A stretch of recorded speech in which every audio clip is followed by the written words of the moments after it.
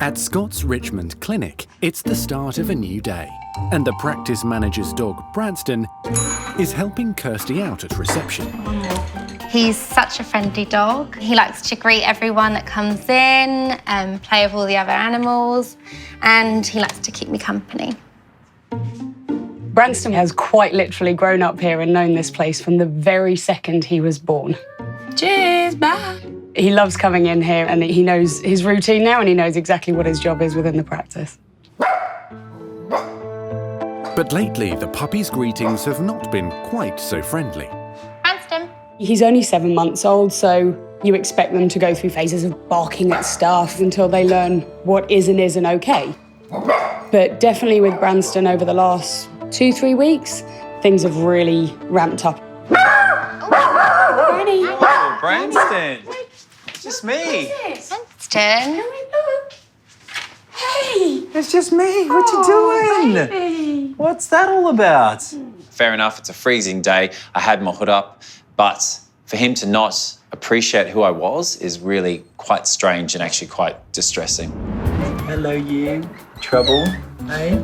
Of all the people Branston should know, it's the man who brought him and his 5 siblings into the world following an emergency caesarean on their mum Bonnie. Come on, Pops. You're the middle twins? Yes. Scott adopted one of the little girls, and his sister-in-law Laz fell for her little man.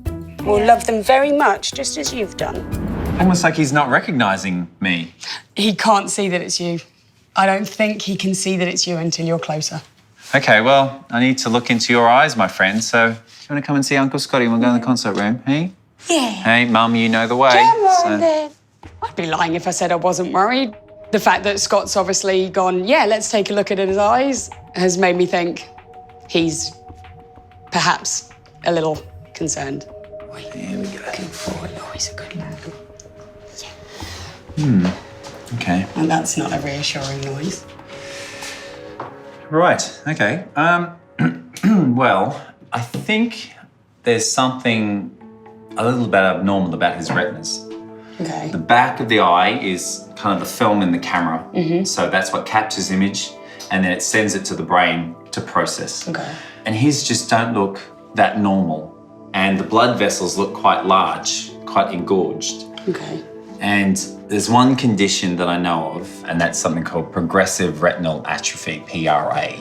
And it presents as a dog that could always see, and then slowly but surely they get worse and worse as far as their vision's concerned, but all the things that you've said does kind of suggest that that's a possibility. Progressive retinal atrophy, or PRA, is a congenitally inherited condition where a dog is born with normal eyes, but then they're pre-programmed to kill off rods, which are the cells at the back of the eye in the retina. How serious is it? It's very serious, yeah. Will he go blind? There's a possibility Oh, oh dear. that he might go blind. Oh. Oh dear. I'm sorry, honey. It's an incredibly difficult thing to deliver this kind of news to someone that I care for very much. Maz not only is my practice manager, but she's also my sister-in-law, my very good friend. And Branston is the brother of my dog, so it's completely heartbreaking. Yeah, it's devastating. What are we going to do? Oh dear. You're just so small, aren't you? I really think that we need to get you going and see an ophthalmologist because this can have massive ramifications not only to him and to you guys, but also to me and to my puppy and to every other puppy that is related to, because the concern is that this could be genetically inherited. From what I can see with my equipment, plus the worrying changes in Branston's behaviour that Maz is describing, PRA is a real possibility. But to know for sure, we need to see an ophthalmologist who has the specialist equipment to examine the retinas far more comprehensively than I can do here at the practice. But never in my career have I hoped to be more wrong. It'll be okay. I think, truthfully, Branston doesn't care less about what we're crying about because he's taking it in his stride and he's going to be the one to support me through this as opposed to the other way around, probably.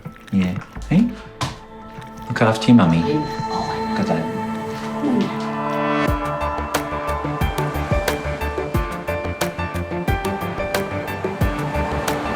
Because the eye disease is hereditary, Scott's decided to head home to check his own puppy Scully, who's from the same litter as Branston.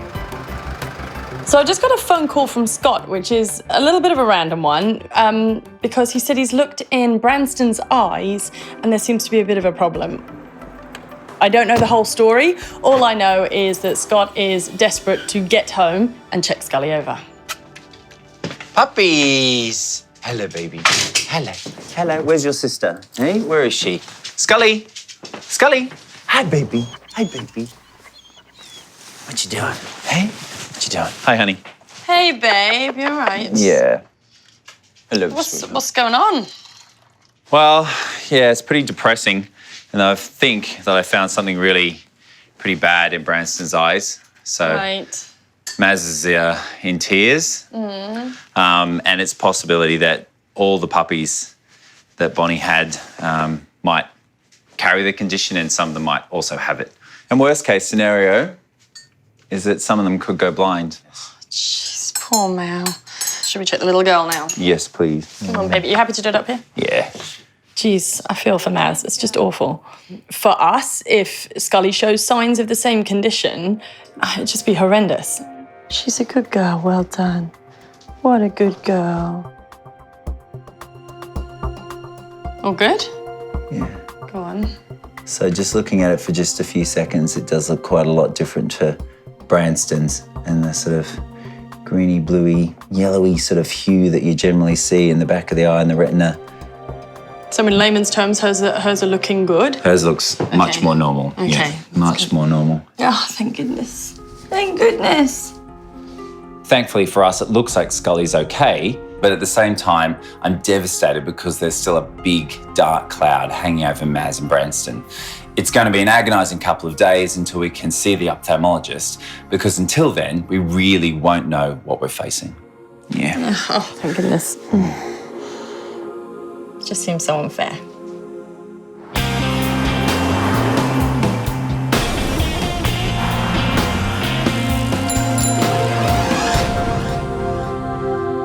Good boy. You've been exceptionally well behaved. Most unusual. At the Richmond practice, a familiar face has arrived with a new feline patient for Scott. Hello, Liz. Hi. How are you, gorgeous? I'm okay, thank you. Mwah. Mwah. So, what have you got for me today? Well, a very special case, Jacko Jackson, who's a bit of a mystery. Well, he must be quite a serious patient because he's got a surname. Yes. Yeah. I've brought Jacko Jackson along today. He's a bit of a mystery, actually. He's got this strange domed lump on his forehead that's been there some time. I think it's got slightly bigger. I don't know if it's a thing to worry about or not, or if there's anything that can be done. Well, it doesn't take a vet to potentially see the problem. He's got a very prominent forehead, doesn't he? Yes. Wow. Ever so. Yeah. And is it bothering him at all? He's prone to being a bit snuffly sometimes. So I just wondered if there could be anything underlying Stuck up that's... his nose. Yes, yes. Yeah. It's like a little alien almost, isn't he? Yeah. My first impressions of Jacko Jackson is that he has a very strangely shaped head. He has a sort of dome on the forehead. It's a very weird lump indeed. It's a very, very solid lump and it's right over where his nasal passages are. So it's kind of here, isn't it? It feels bony. So it feels like almost his head is growing out a little bit. Yes. Yeah. But why is the question. And it can be anything from a foreign body that's got up there and caused infection. It could be polyps, a benign form of tumour, or it could be something a little bit nastier. But certainly when you see a lump that shouldn't be there growing at speed, it's definitely something we need to look at. So it was the right thing to bring him up. Yeah. Hey? I don't know if you're going to agree. Hey? I think he's a cat that knows his own mind, this cat. I think he quite likes you, actually. Hey? Well, let's hope so. Let's see if we can keep it that way, mate. Hey? Yeah? I think Jacko actually took a shine to Scott. Maybe he prefers men. I think he sort of like prefers an alpha male to a female. A soppy female like me trying to kiss him. Well, I think what we need to do here, Liz, is actually do some x-rays. Have a look and see what's going on around the head. how much of that lump is bone and how much isn't. And then from there we can work out what the next step might be. Yes. Sound okay? Yes. Yeah? Yes. Sound okay to you, champ? This case isn't like anything I've ever seen before. The lump on poor Jacko's head is really worrying, and I just hope the x-rays will give us some clue as to what lies beneath the surface and why he looks like an alien. I'll see you soon. Hey, mate. So first time is over. Yeah, now we need to do something mean to you. I'm sorry about that. Rescue cat Jacko Jackson has come in with a mysterious lump on his head.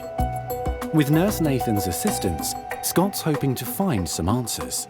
You've got some pretty impressive talons there, Nate, so do watch yourself. Okay. Jacko is a Dr. Jekyll, Mr. Hyde kind of cat. Some cats are like that, where they'll be all love and fuss and cuddles, and then the next minute they're savage. Let's just wrap him in a towel, I think. I might just do that, mate. Sorry, buddy. Let's just put you in the dark for a second. Oh, okay. Bit of cat swearing there. Okay. At least I can read my patients. Okay. I know, I'm sorry. Oh, I know, mate. I know. Okay, all right. Back to love. There we go. All right, it was him. So after a fairly strong protest, Jacko is sedated, and now we can move on and have a really good look at this lad's strange growth. Okay. At this stage, I have no idea what this could be. It could be caused by a lot of different things, some not so nasty and some incredibly nasty. X-ray. While owner Liz waits anxiously upstairs, Scott now moves on to the second part of his investigation. So what I'm going to do now is perform an endoscopy. I'm just going to place this endoscope very gently up his nostril and have a look and see what's there.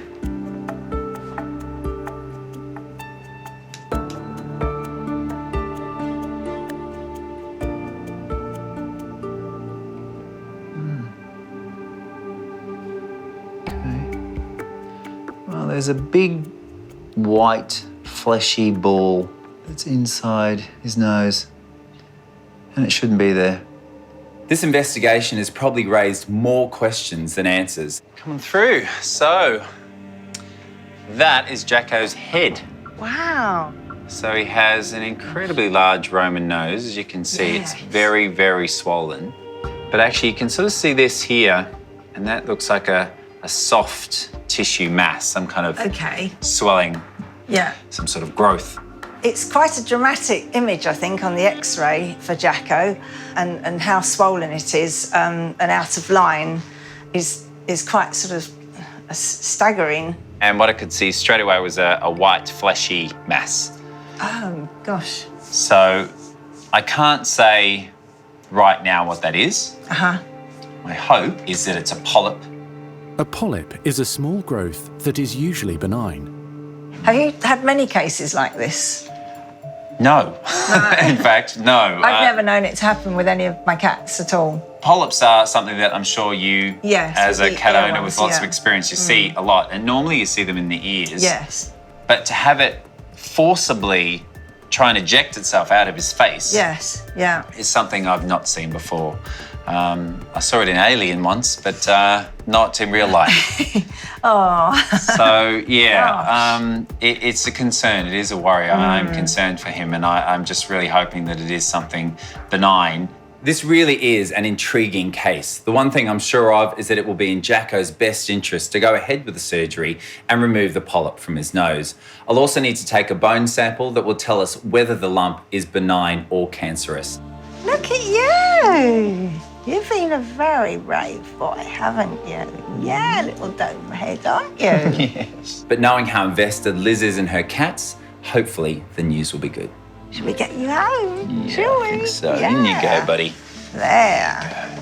Wow. There.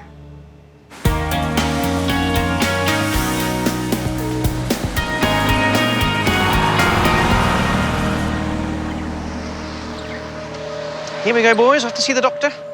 New Zealand-born bird lover Justin is bringing his family of budgerigars in to see Scott. Hello there. Hello, Scott. Hello, Kirsty. Hello, How are you? I'm very good, thank you. Wow, they're a bunch of nice-looking birds, aren't they? They are. Native to Australia, just like Brisbane-born Scott, budgies have become popular across the UK. Hello. Wonder if they still know their native tongue. G'day, mate. No. You've changed. All right. Well, I can see that there's a little sad one at the bottom there. Is that the problem? That is. He's got a very sore right claw. You can see he doesn't quite grip onto the branch properly. Yeah.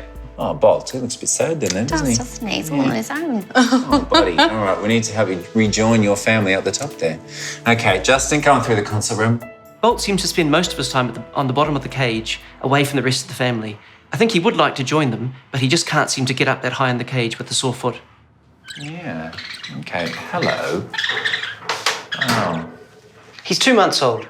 Wow. Okay. So you've actually had these guys born in your house? We had Treasure and Queen, the parents, from about June last year. Then over Christmas, 4 eggs arrived.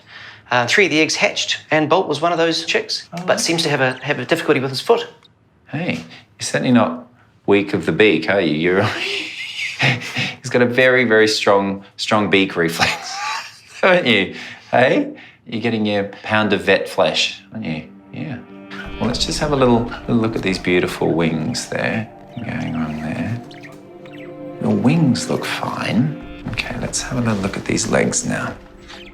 That's the left leg, but you feel the right leg's the problem, is that right? The right leg seems to give him trouble. Yeah, he can't seem to close the claw. Yeah, and you can see that very clearly there. The right leg is definitely weak, and that could be caused by a lot of different things. It could be a malformation from birth, it could be a fracture that has occurred, or otherwise it could be a neurological problem, so actually weakness, which is leading to him just not being able to grip very well. So Justin, I'm just going to take your little bird downstairs. We're just going to give him a little bit of gas just to keep him nice and still. We'll take some x-rays and just see if there's any abnormalities there. All right. Any anaesthetic on a bird is always risky. They're very fragile, delicate creatures, and they can literally die at the slightest amount of stress. So we have to be very careful to assure the Bolt gets through this. Head nurse Emma will be helping Scott anaesthetise little Bolt. Hi. Another one of your favourite type of patient, a bird. Oh, he's a little budgie. Yeah, it's cute, isn't he? Where'd you smuggle that from? I'm no budgie smuggler, thank you very much. Your holiday photos beg to differ. No. To perform an X-ray on a budgie is actually quite difficult to do conscious, so that's why we have to give little Bolt a gaseous anaesthetic. It always feels a little bit mean, doesn't it? Popping them in the gas mask. Luckily, it's not painful and it's very quick, so... Absolutely. All right, that should be enough. Okay. Okay, so... I'll just leave the oxygen on. We have to do this as quick as we can. Let's just tape that down in position at that point. Right, yep. X-ray.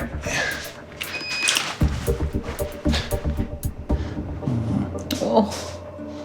They're just so vulnerable, aren't they, when they're this small? So vulnerable, yeah. It feels like knocking out like a newborn baby. Oh my God, it feels criminal, doesn't it? What's he like flying-wise? His wings are perfectly fine, so I don't think it's an issue with flying. I just think it's an issue of balance when perching. Okay. So, whoop, whoop. Speak of flying. Whoop. Whoop. There you go. Yeah. He can fly. He can fly. Yeah. He can fly. Let's go and have a look at these X-rays, shall we? Wow, so cool, isn't it? It really is. It's so different to anything we see on a daily basis. Yeah. My legs look fine, and certainly there's no fractures there. Yeah. Having a look at Bolt's X-rays, I'm pretty pleased that there isn't any form of fracture or break. The only concern that I do have is that the bones seem a little bit light on X-ray. They have only been given a C diet, so they're actually hypocalcemic. They don't have enough calcium, they haven't consumed enough, and therefore their bones aren't dense enough. And that might explain why there's a bit of weakness to one leg. Oh, look, it's quite amazing. I always thought bird brains were quite small, but yeah, it's got a decent-sized brain. That's really amazing. See, yet again, an Aussie's very good looking, very smart. The only one I know is you. Yes, it is. Where's that, Daddy? Hey, Justin. How you Hi, Scott. going? Is How you your doing, little one Bolt? back again? How are you? How are you feeling? The good news is that there isn't any fractures or any major damage. So Oh, that's great. I feel that this is low calcium. Okay. So we might change the food, offer things like cuttlefish, grits that they can chew and swallow. That's all got calcium in it. And I wonder, with slightly stronger bones, we might see little Bolt starting to use his legs and grip onto those perches. Oh, that's great. Thank you very much. All right. It's great to have the family of birds back together again. My children and my family will be very pleased to see them all together again. Scott is hoping Bolt's new diet regime should get results within a couple of weeks. Bye, family. See you later. Oh, Belle. Hey? At her home in Richmond, one of Scott's longtime clients, Kathy, is becoming increasingly concerned about her 3-year-old cat, Bella. There, Bella. Let's give you some nice tickling under your chin. Bella's been acting really quite strangely in the last few weeks. Well, strange for her. She's been very quiet, very subdued, and of course, normally she's quite a feisty little cat. She's also been putting on weight and looking rather bloated, even though she actually hasn't been eating. Okay, come on then, Bella. So today, Bella is going in to see Scott, and Kathy is going to have to separate her from her best mate, Mr. Lucky. You coming too, Mr. Lucky?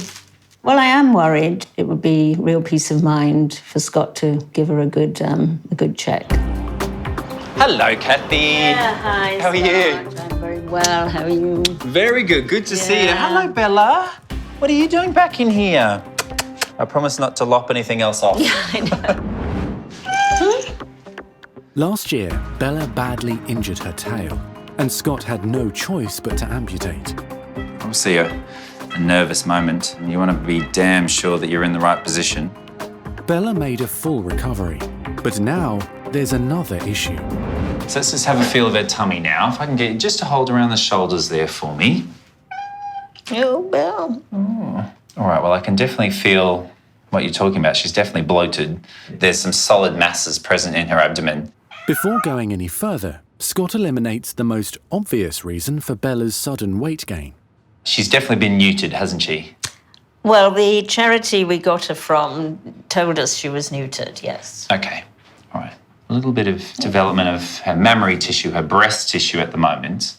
Has she been doing anything else, like maybe being a bit more vocal, a bit more sociable or antisocial with Mr. Lucky and others around the neighbourhood? Well, we did go through a period where she was out a lot and very vocal and, I mean, really meowing very loudly. And actually, I did see then Mr. Lucky try to mate her several times one evening. Right, did he get lucky? Or? Well, no, he didn't, because he's neutered as well, so he wasn't able to do anything. So I felt a bit bad for him because I thought he was going to get a complex about it. But anyway... Well, at least he tried and tried. So he couldn't quite succeed, but he did try. And then she just calmed down and, you know, went back to life as normal. So...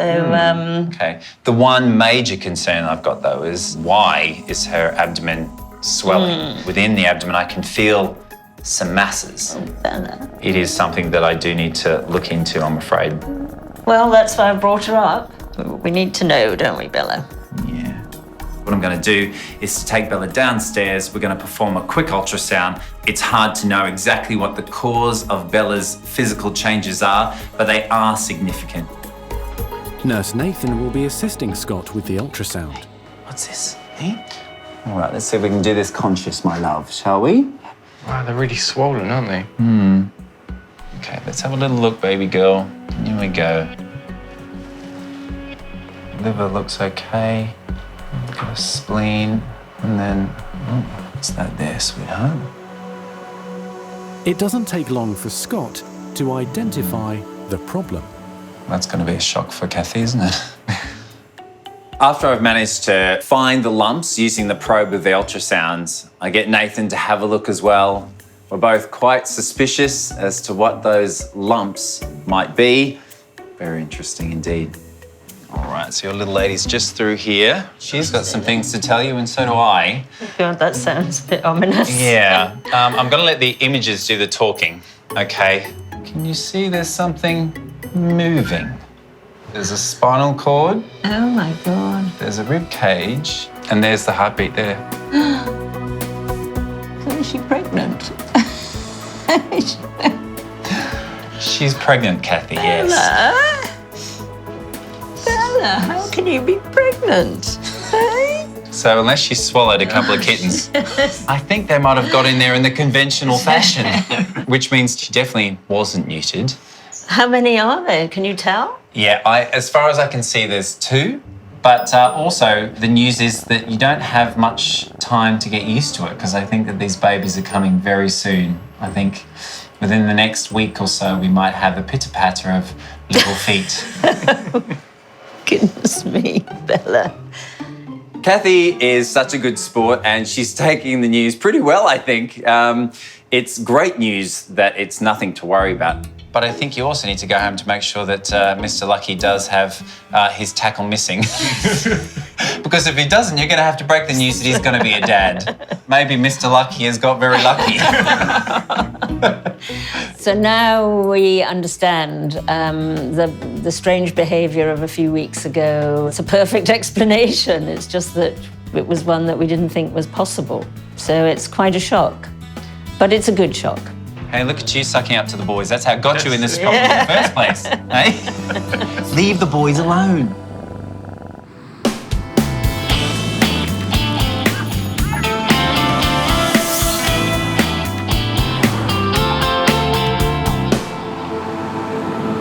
Good boy, Jacko. Good boy, good boy. Yeah, find out what's going on. It's been 2 days since cat sanctuary owner Liz first brought Jacko Jackson in to see Scott.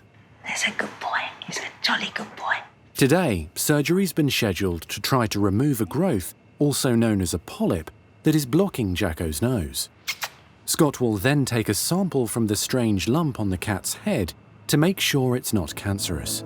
Jacko Jackson's very important to me, so it's for his own good, for his comfort and his future, really. So it's like an investment for his future that he's here. All right, let's get our boy out. So how's it been going, Liz?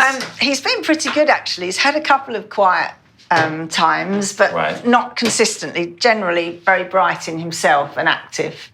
Since the last visit, Jacko's been on medication to help his runny nose. So the antibiotics, have they made a difference? Yes, I think definitely much less snuffly.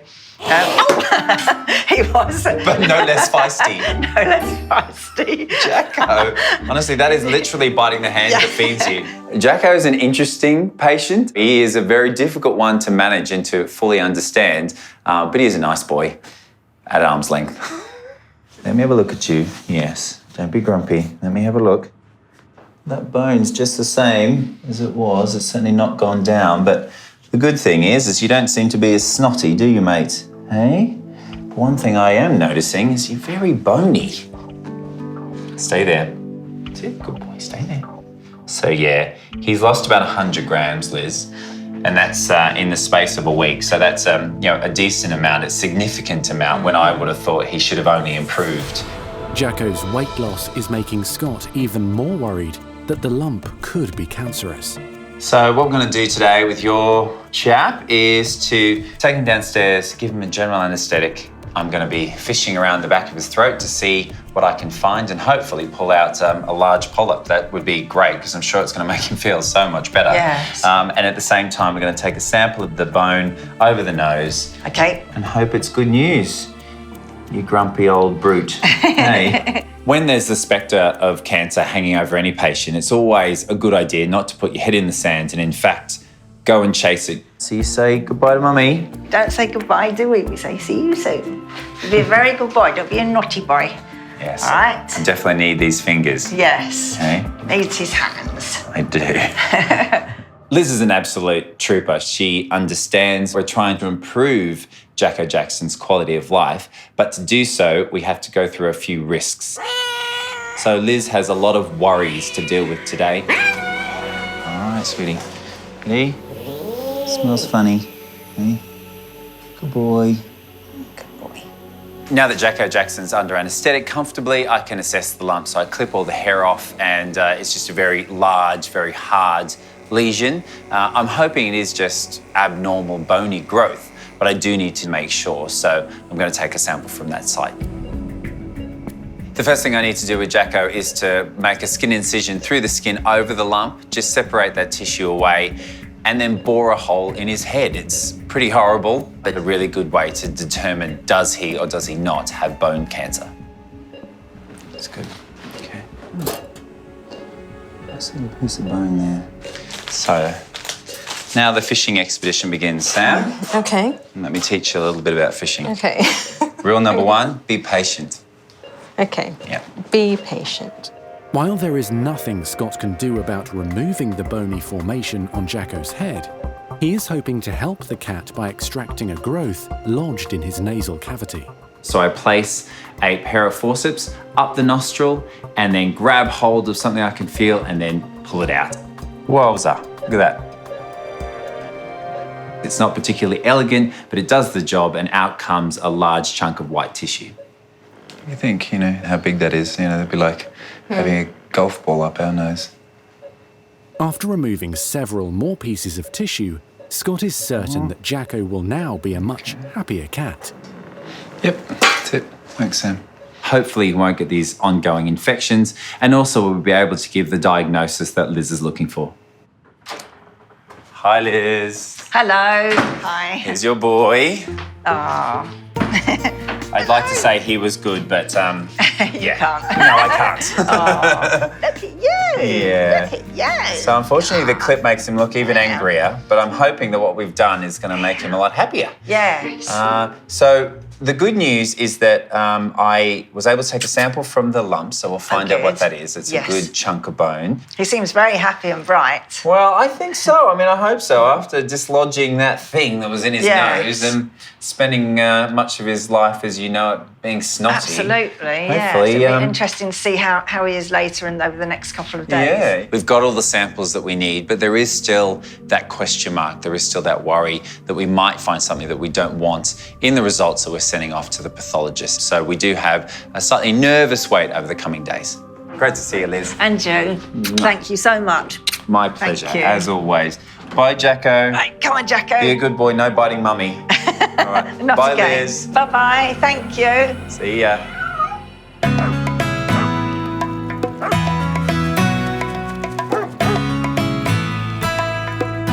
Good boy, you gonna sit? Make you look smart. Oh, he's a good boy. 20 miles from Richmond in Chertsey, Maz is getting her 7-month-old puppy Branston ready for an appointment that could change their lives forever. Hey, where are we going today?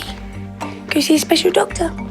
Scott suspects Branston may be suffering from a genetically inherited disease called progressive retinal atrophy, which could rob the puppy of his sight. I'm definitely nervous about today.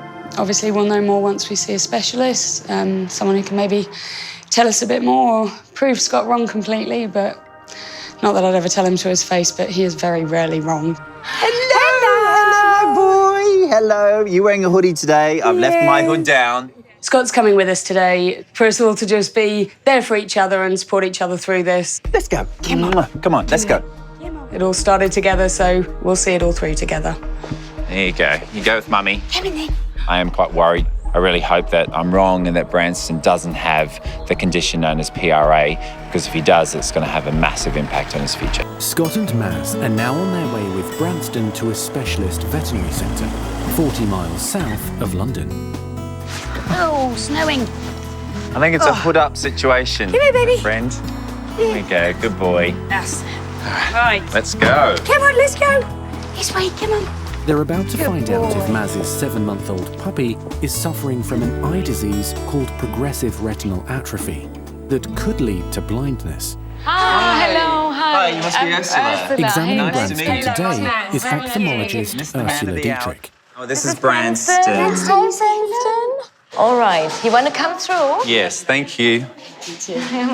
Come on, mate, let's go. Good boy. I really just want them to give us the best advice, because if I'm right, and please God, let's hope I'm wrong, but if I'm right, we need to put plans in place for the future, because Branston will lose his vision. There we go. Good boy, Branston. Oh, look at him, he's so good. So I can look with this lens into the entire retina and evaluate his blood vessels, his optic nerve, and see if there's any abnormality in the back of his eye. All right, very good. So looking at his retinas, they seem normal to me at this stage. What you may have seen, so there are pigment areas that look in some dogs a little bit more prominent, And you may have picked those up in your examination, but it's a normal, we call it a normal variation. I don't see any signs of retinal atrophy, so his eyes are fine. Is that good news? Huh? Oh, very good news. Uncle Scotty's wrong. Tremendous. It's a massive relief, not only for Maz, my sister-in-law, who I love, but also for my family and Scully and all of Bonnie's pups. All 6 of them could have been exposed to this genetic condition. So the fact that we don't have PRA is such wonderful news. You are perfect. Hey, good boy. I feel really relieved, I'm really happy, obviously, and I don't blame Scott one little bit. He said right from the get-go that he hoped he was wrong, and obviously his knowledge took him only to a certain degree with this, and that's why people like Ursula exist, and they're called specialists. So Ursula, just one last thing then. Obviously, Branston has shown some vision issues and behavioural changes suddenly. So short-sightedness in dogs, is that something that actually exists? It does. I mean, there are some studies and there are certainly some breeds where we found that, but it's very subtle and wouldn't think this is the case in Branston. If Branston's barking behaviour does get worse, Ursula will recommend further action. Short-sightedness can be tested in dogs in much the same way as it is for humans. But at the moment, his eyes are fine, his vision is good, he sees everything around him, so there's no need to do anything at the moment. Yeah. Oh, excellent. What a relief, huh? It's such a relief. Oh. Yay, good boy. Yay, you can see. Hey, he's just a bit naughty, apparently.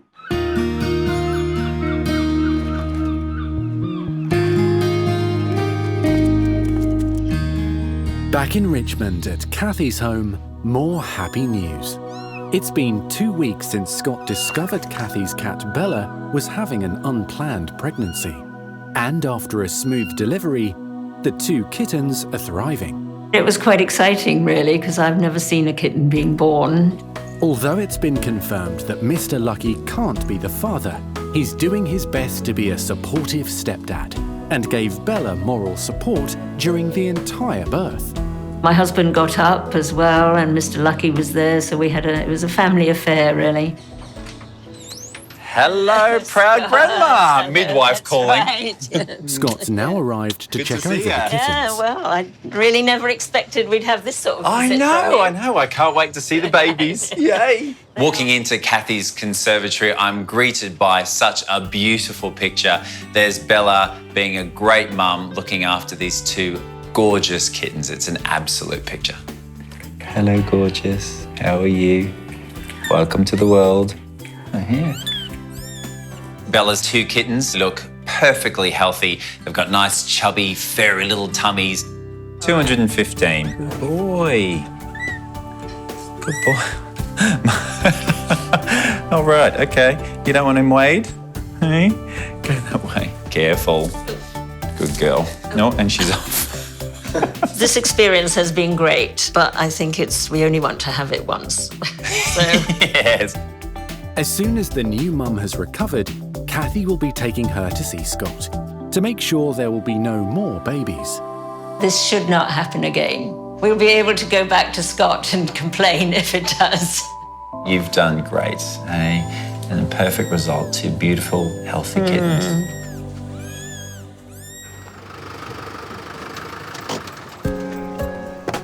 It's also time for Scott to visit Bolt and find out whether diet supplements have helped strengthen the baby budgie. Hello, Justin. Scott, how are you? Good to see you. How are you? Good to see you as well. Come on in. Thank you very much. Oscar and Christina, look who's here. Hello, guys. What are you doing? Scott's come back to see Bolt. Hello, Bolt. Wow. You can pretty much not tell the difference between him and his dad there. I mean, he's sitting so comfortably. Bolt is holding the perch so well. It seems so strong. He seems so happy, so comfortable. This is a brand new bird. Amazing. We did manage to get Bolt into a bigger cage with just his father, and he's really enjoyed a lot more space and a bit more exercise. And a diet change? So we did have a look at his diet, and we went to the pet shop and they gave us liquid calcium. Okay. So we put that in the water, and that seems to have helped a little bit as well. He's a much happier bird. Yeah, so diet and a bit of exercise. It's amazing what it can do, isn't it? It is amazing. Hey? I might just have a quick look at him if that's all right, just to see how he's getting on.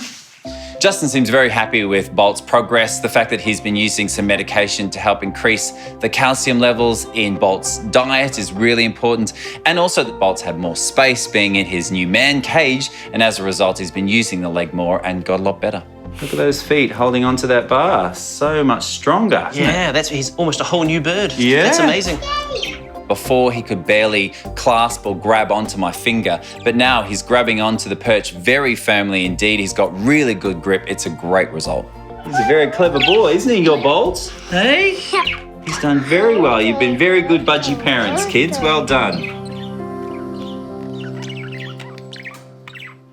There's a good boy. Good boy, Jacko. Yeah. And in Sussex, cat sanctuary owner Liz is waiting to find out if the lump on Jacko Jackson's head is cancerous. He's a very brave soldier, aren't you? Scott's about to arrive with the results. Hi, Liz. Hi, Scott. How are you? I'm good, thank you. It's good. Hello, Jacko. How are you, mate? Still as feisty as ever? Yes, he is. Hey? He is a little bit. Yeah. And how's he been since we pulled all that nasty muck out of his nose? He's not been too bad, actually. Less snuffly. Great. Definitely. Much better on his, clearer breathing. And actually, I would say this is the first time I've actually heard him purr, so he's definitely sounding better. Yes, yeah. So the good news is that all the biopsy results are fine.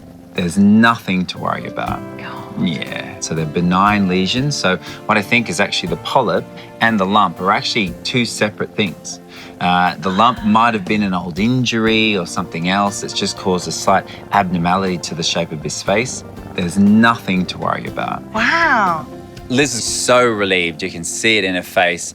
And she's so excited about the future with Jacko Jackson without that spectre of cancer looming over him. But whatever I've done, I've kind of given him a bit of a personality transplant, I think. I know. So far. Yeah. So far, so good. Yeah. I was going to ask you if maybe you did that sneakily. Yeah, it's all part of the service. Oh, yes. Yeah. I'm really pleased that Jacko Jackson's got a real bright future ahead of him. And now we can concentrate on building him up and get him strong again and get that weight back on. He's a survivor. He's not my little dome head now. He's just lovely little Jacko Jackson. Here's to a worry-free future. It's the end of another hectic week, and Scott's team is enjoying a well-deserved drink at the pub. These team get-togethers are a lot of fun. It's a chance for everyone to let their hair down, have a couple of drinks, have some food, and just unwind after a long week at the practice.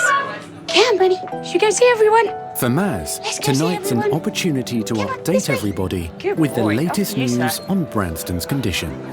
So Maz has got some news, so over to you. Yeah, so thanks to Scott, we got a really quick appointment with a really lovely specialist. Had a really good look at his eyes and was able to tell us there and then that he doesn't have a problem with his eyesight like we thought, and he won't be losing his sight. And I just wanted to thank you all for caring and for being lovely to him and lovely to me during this, and to you. Thank you. It was so fantastic hearing about Branston's news. I know that Maz and Scott were so worried about him, but I'm so glad that he's got the all clear on his eyes. That's fantastic. Just wanted to say a massive thank you to all of you. We have such a wonderful family at work, but I think what's most special to me is that I get to work every day surrounded by people who have the same passion that I do, which is a massive love of animals. So I think we all agree how lucky you are as well, don't we? Yeah, to us!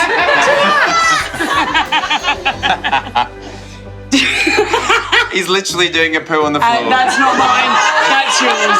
Don't worry, guys, I'll get this. lovely. Come on, Scott, you haven't got to do this at work.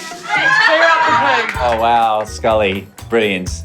I mean, come on, it's so embarrassing. And then Dad has to, rather than perform surgery, he has to pick up a poo. But hey, every dog owner knows they have to do it.